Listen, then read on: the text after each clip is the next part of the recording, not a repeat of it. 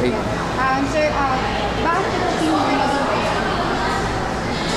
No, sa akin, and this is up to the discussion regarding other faculty members of the other college during lunch time. Now, we were thinking about, ang dami naman pamamaraan para kay pamakay para kumita ka ng malaki. Yet, bakit ang pagiging teacher ang inyong pinili? Now, because I believe in one thing, teaching is not actually a profession, rather it is a vocation. A vocation in the sense that you are told. Okay, now another important factor is when you talk about teaching ministry, it is actually a service that you do, especially for the young. Now, the young needs a lot of time, needs planning, they need information that are necessary for them to be utilized as they grow and grow old and develop, especially for commerce students like you, and how you prepare yourself in the corporate world that you will be going into. And that's very important. Hindi, paano mo mabibigyan ng pagpapahalaga at pagbibigay pagpapahalaga is importante doon sa iyong nagiging trabaho at gawain kung you're not thinking about a particular end or a goal which you want to attain or realize. Now, isang malaking bagay sa isang teacher o professor na may naiaambag siya, hindi naman sa pagbabago ng kataguan at kaalaman ng isang bata, kundi higit sa lahat ay kung paano niya ang batang ito natutulungan upang ang kanyang mga aspirations, dreams in his or her life, the things that he or she wants to accomplish are realized to the little things that is actually imparting, she's imparting in the context of the classroom situation. So, we may not be able to quantify what it says, but you believe that somewhere along the line, the Lord who had invited you to get into this particular ministerial way and would be doing anything in order to make your ends and goals be a reality and be fulfilled. Sir, my second question. How do you motivate and inspire your students in your lesson? What is important is that you meet along the way. You could not simply try to force your students to do something and to get something, accept something, without properly understanding and knowing what you are actually imparting to them. Now, meaning to say that there ought to be a meeting of minds. Now, without which, now you would be speaking over and above their heads without even your students understanding to what direction and what are the things that you're gonna do. So it's very important, unang-una, na alam nila kung ano yung pinag-uusap and then there's a meeting of minds. It's a common consensus. Now, without which, the professor may be simply, parroting everything, yet unknowing and without becoming aware that things are not accepted and not realized, neither understood by the very people who are actually with it. And so it is very important that you have to have a common knowledge of understanding regarding a subject matter that is being disseminated in the context of the class. Ano pong ginagawa nyo to prepare for a lesson or class? Now, the first thing is, on the night before and in the early morning, I try to pray and lift up students. Now, it's very important. This has been my habit even before. Now, I am not in a position to be able to do things all by myself.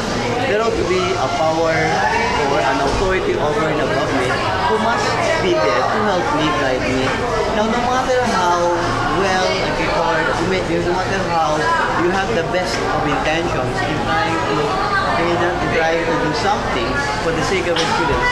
Now, without that help and guidance coming from above, then it's quite impossible to be able to do things and lead them in the right direction that you intended to lead them and to bring them. So, prayer is one. And then, secondly, a preparation, going about the lessons prior to before coming to class, and that's very important. And another thing is that you may not have the monopoly of ideas, the best of ideas regarding a particular subject.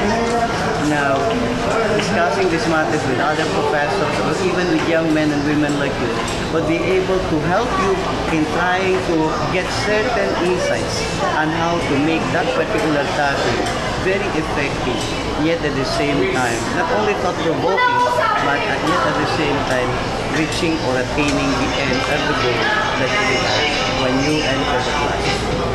So very important na you try to pray, leave everything. Now, because I still believe, I don't know, this is how I was born, regarding the limitations and perfections of people. Now, all these limitations and perfections could be done away with the power and prayer and the faith and the trust of people. Who would be leading you and guiding you towards what you want to be in a particular lesson or in discussion of the subject matter you want to impart. Sir, last question. May problem po sa loob ng class. Paano niyo po nire-resolve? Now, if there are certain problems, so the first thing that I try is to go beyond and try to find out what are the causes of the problems. And it's very, very important. You could not simply prescribe a solution without understanding the very causes where these problems should actually emanate.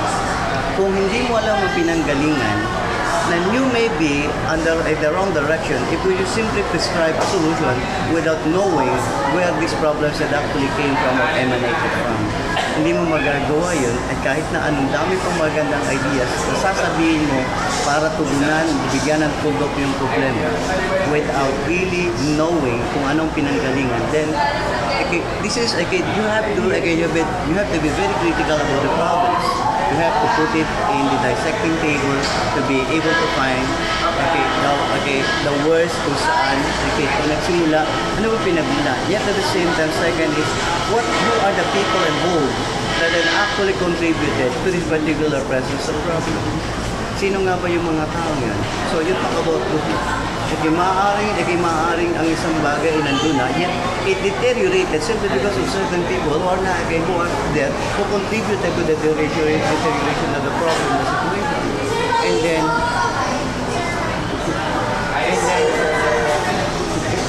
Sure, yeah. yes, okay. Now, this is good. Now, yung kinakailangan alamin nyo kung anong pinagmulan, sino yung maaaring makasagot, and then thirdly, there may be people around which you had never done, which may be very, very useful in helping you to address yourself to the problem. Just like what I mentioned, we don't have any monopoly of answers to the different problems. But for all you know, there are people around who are more in a position to address those types of problems that you have. So they will be of great help, but makakatulong sila ng malaki. And do not try to pretend that you know all the answers to the different problems. Be humble enough to accept na, actually guys, hindi ko alam kung anong solution, ano kung mabibigyan ng wakas yung problema. But an important factor here is that there are many ways and means by which you could get the different solutions. But what is important is be prudent and be discerning enough to be able to choose the right solutions to the problems that you have. Kahit na marami kang solution, kung mali naman ang solution sa isang problema, then instead of addressing the problem, you worsen the problem and the situation. So, discernment, prudence, guys, are two important factors that you have to take it. Maraming salamat din sa inyo. Hopefully, I'll be able to go over and edit something to make